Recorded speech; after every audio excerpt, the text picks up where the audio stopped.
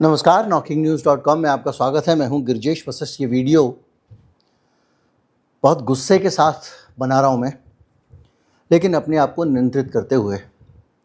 एक पत्रकार को जितना हो सके अपनी भावनाओं को काबू में रखना चाहिए।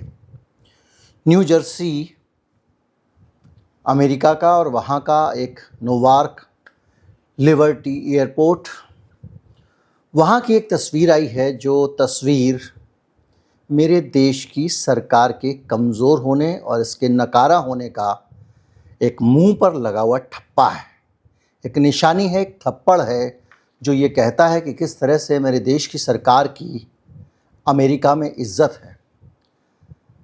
जिस आदमी की ये सरकार नौकर है, वो इस देश का आदमी इस एयरपोर्ट पे पेट के बल उल्टा लिटा दिया गया है। 4 पुलिस वाले उस पर चढ़े हुए हैं। वो सहायता के लिए चिल्ला रहा है, चीख रहा है। कोई उसकी सुनने वाला नहीं है।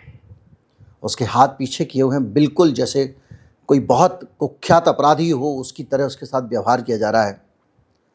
और ये तस्वीर वहाँ रहने वाला एक NRI है, वो देखता है और उसको बर्दाश्त नहीं होता है, और वो व्यक्ति कुछ कर नहीं सकता है। आप उसकी छटपटाहट सोचिए। वो एक वीडियो बनाता है और वीडियो को ट्वीट कर देता है। ये हो रहा है अमेरिका में हमारे लोगों के साथ। जब आखिरी बार हथकड़ी और बेड़ियों में बांधकर लोगों को भेजा गया था, उसके बाद से एक तरह की मीडिया सेंसरशिप है। किस तरह से भारतीय लोगों को अमानवीय तरीके से वहाँ से भेजा जा रहा है। किसी प्रकार का कोई विरोध नहीं हो रहा है। अमेरिका में जो विरोध हो रहे हैं, अलग अलग देशों के लोग विरोध कर रहे हैं, लेकिन हमारे यहाँ के जो मोदी मोदी करने वाले देशभक्त हैं, तथाकथित देशभक्त, ये वो हिंदू हैं जिनका खून ऐसे मौक़ों पे नहीं खोलता है। गायब हैं सारे। इस एक भले आदमी को, जैन साहब को दिखाई दिया कि भाई गलत हो रहा है, तो उसने ट्वीट किया, तो हमको पता लग गया।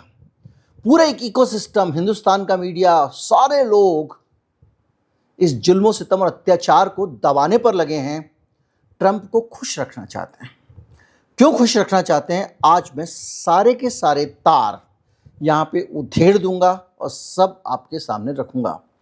मेरा देश एक गुलाम से भी ज़्यादा बुरा व्यवहार कर रहा है। जब भारत में अंग्रेजों का शासन था, तब भी हमारे नेता किसी भी प्रकार के भारत के साथ या भारतीयों के साथ गलत व्यवहार पर खुलकर सामने आते थे, लाठियां खाते थे, गोलियां खाते थे, जेल में जाते थे। आज हमारे नेता चुप हो जाओ वरना गब्बर सिंह आ जाएगा, इनका दादा है वो, और उसको सिर पे बैठा के रखा हुआ है।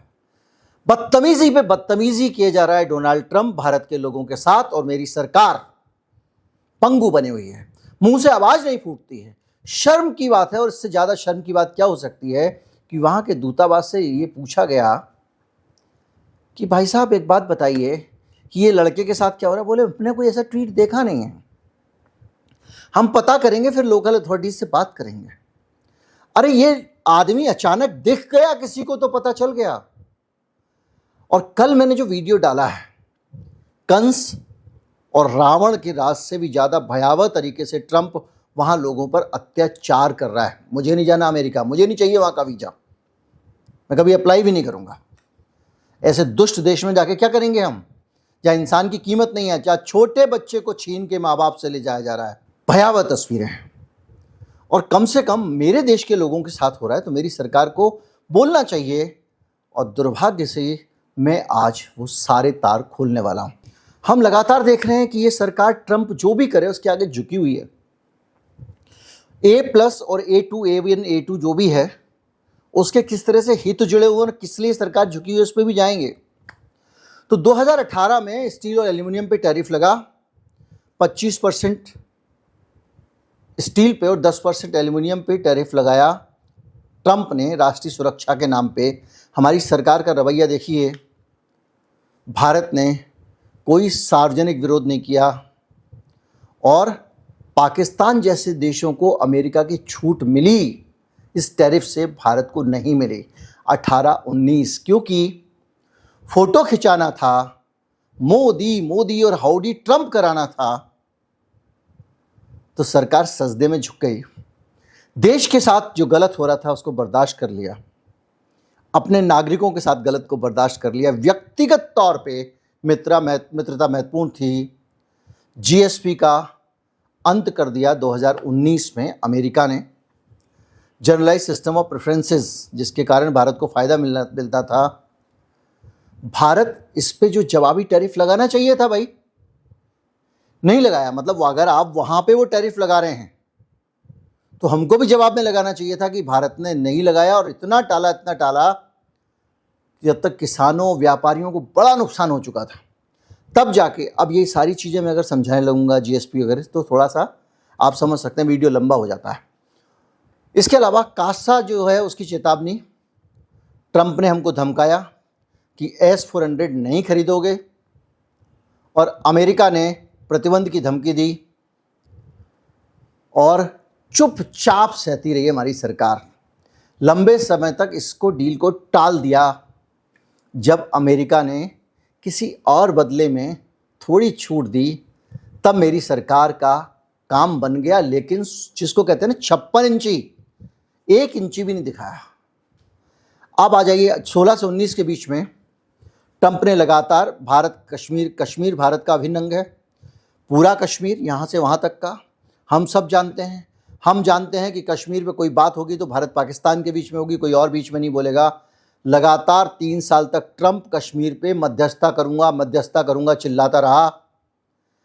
भारत ने एक बार भी नहीं कहा कि तू कौन भाई, खामखा। और इस पर तीखा बयान और कूटनीतिक विरोध नहीं किया, धीरे से ना कह के निकल गए एक बार।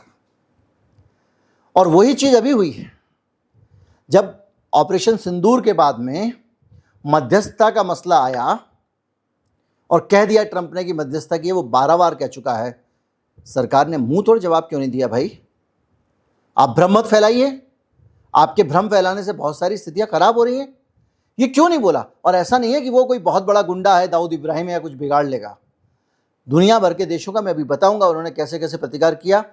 आप याद कीजिए 2020 में हाइड्रोक्सी क्लोरोक्विन एक दवा थी।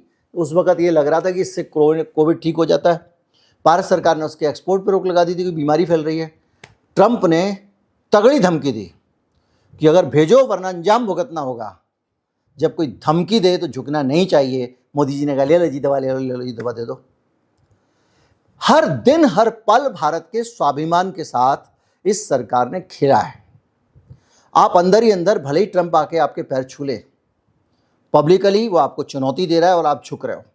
24 में बार बार वो कह रहा है कि जो है वो भारत पाक के विरुद्ध रोक दिया, मजबूत नेतृत्व है पाकिस्तान का, और हमको और पाकिस्तान को बराबर पे ला के रख दिया, हम कुछ नहीं बोले।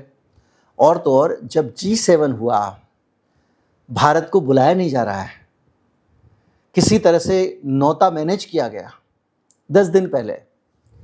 तो हमारे मोदी जी बयान दे रहे हैं कि हम जो ब्रिक्स है उसमें ब्रिक्स करेंसी, जब ट्रंप ने कहा कि अगर ब्रिक्स की करेंसी में कोई आया तो हम 100% टैरिफ लगा देंगे वगैरह वगैरह, तो ये बात पुरानी हो गई। अब मोदी जी वहाँ G7 में जाने से पहले सफाई दे रहे हैं कि कहीं वहाँ ट्रंप हमसे कुछ पूछ ना ले। नहीं, हम डॉलर को ही मुद्रा रखना चाहते हैं, हम कोई अलग से मुद्रा चलाना नहीं चाहते हैं। एक कांपती, हिलती, डरती हुई सरकार जब होगी तो उसके देश के नागरिकों के साथ वही होगा जो वहाँ पर अभी हो रहा है। हो सकता है ये आपको बातें ऐसी लगती हों कि ठीक है भाई ये हो गया, लेकिन ये एक एक दिन, एक एक पल ये मेरे गाल पे थप्पड़ है। मैं मालिक हूँ, तुम नहीं हो, तुम मेरी तरह एक नागरिक हो, तुमको जिम्मेदारी दी गई है। और वो भारत को थप्पड़ पे थप्पड़ मार रहा है, और जो भारत का रखवाला है, जो चौकीदार है, उसके मुंह से शब्द नहीं छूट रहे हैं।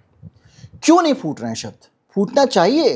पूरी दुनिया मुकाबला कर रही है, लड़ रही है। मैं उदाहरण देता हूं आपको एक एक करके।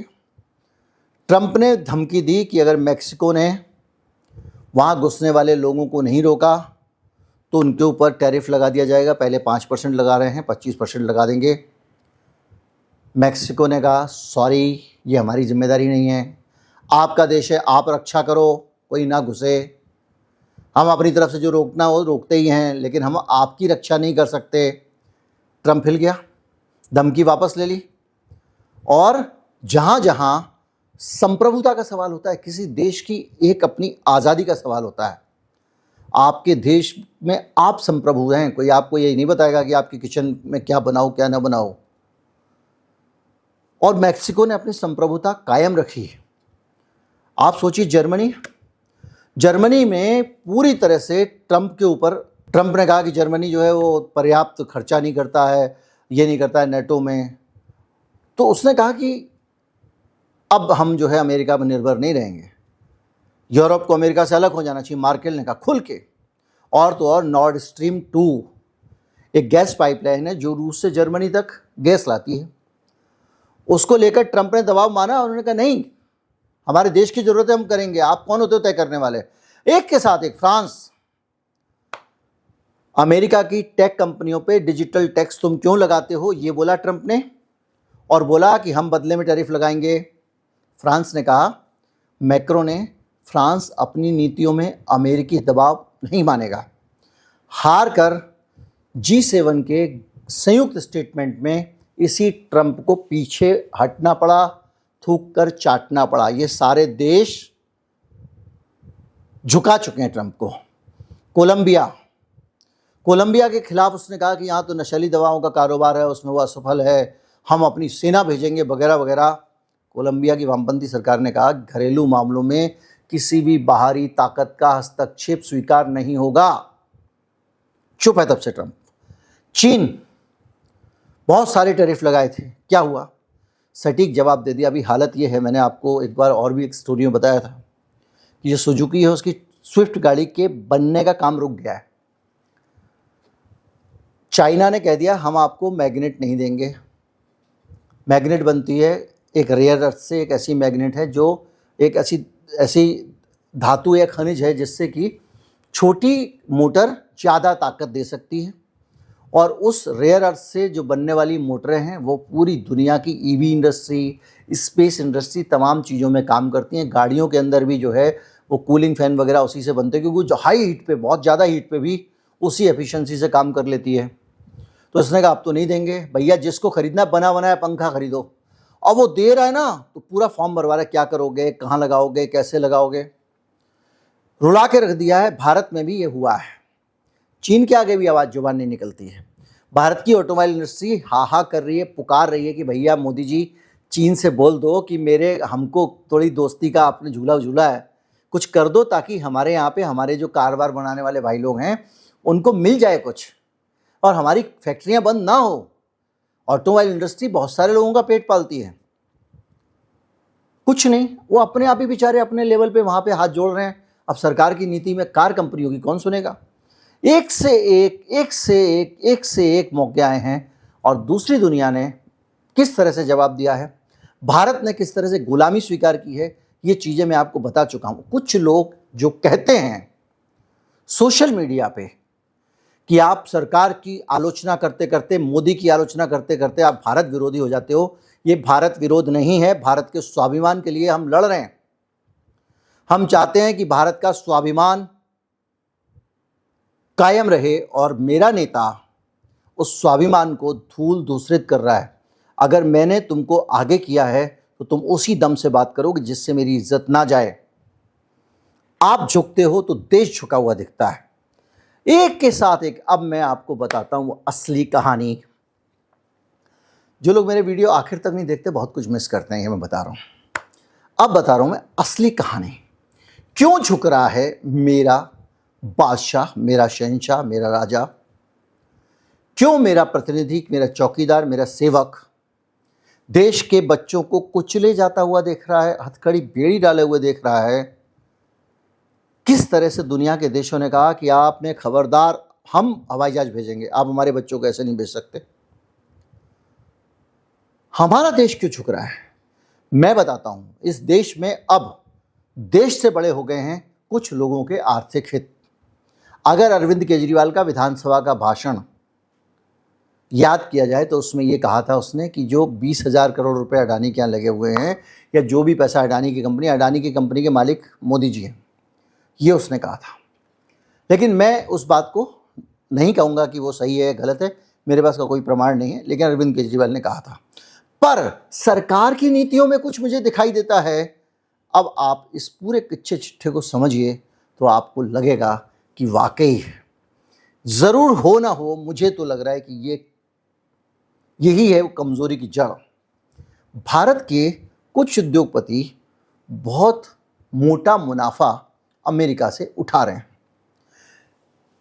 अडानी साहब को अमेरिका से 3 से 4 अरब डॉलर की, अडानी जी को अमेरिका से 3 से 4 अरब डॉलर की फंडिंग मिलती है। फंडिंग मतलब पैसा, 3 से 4 अरब डॉलर का।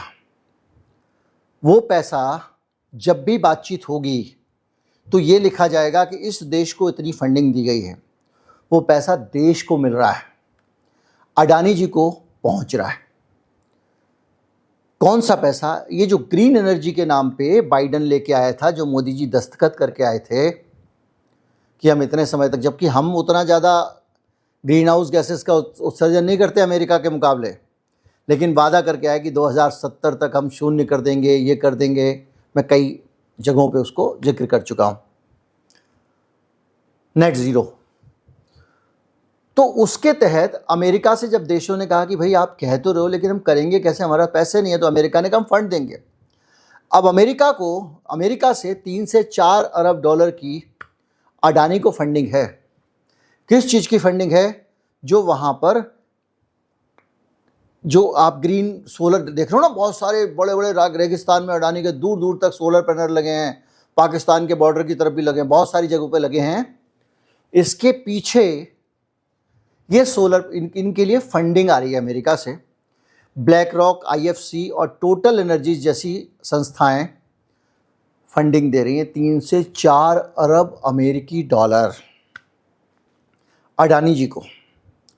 इसके साथ अगर ट्रंप ने मान लीजिए ग्रीन एनर्जी के मामले में फंडिंग बंद कर दी तो 3 से 4 अरब डॉलर का अडानी जी को फटका लग जाएगा। दूसरा, जो विदेशी पूंजी है जो अडानी जी के प्रोजेक्ट में, अभी आएंगे दूसरे वालों पे भी, प्रोजेक्ट में लगी हुई है, वो 8 से 10 अरब डॉलर की है। और इसमें बहुत सारी कंपनियां 1 मिनट में अपना पैसा वापस निकाल लेंगी, अगर हिंडनबर्ग के टाइम पे जैसा हुआ था। ये कंपनियां हैं वैनगार्ड, ब्लैक रॉक, टी रो प्राइस वगैरह वगैरह। इन्होंने अडानी जी को बहुत सारा पैसा दिया हुआ है, इसमें इन्वेस्ट किया हुआ है, ये पैसा वो निकाल के ले जाएंगे। मेक इन इंडिया के नाम पे जो सप्लाई चेन के बीच में भारत को डाला गया है, जिसमें टेस्ला है, माइक्रोन है, अमेजॉन जैसी कंपनियां हैं, अगर मोदी जी स्वाभिमान दिखाते हैं तो इनको संभवतः ये डर लगता है कि अगर मैं कहूँगा कि मैं 56 इंची हूँ तो ट्रंप बोलेगा, क्या बोलेगा आप जानते हो, मैं उसकी भाषा अपने प्रधानमंत्री के लिए इस्तेमाल नहीं करूँगा। लेकिन अगर उसने लगा दिया प्रतिबंध तो ये कंपनियां जो हैं ये 5 से 6 अरब डॉलर का मैन्युफैक्चरिंग करती हैं।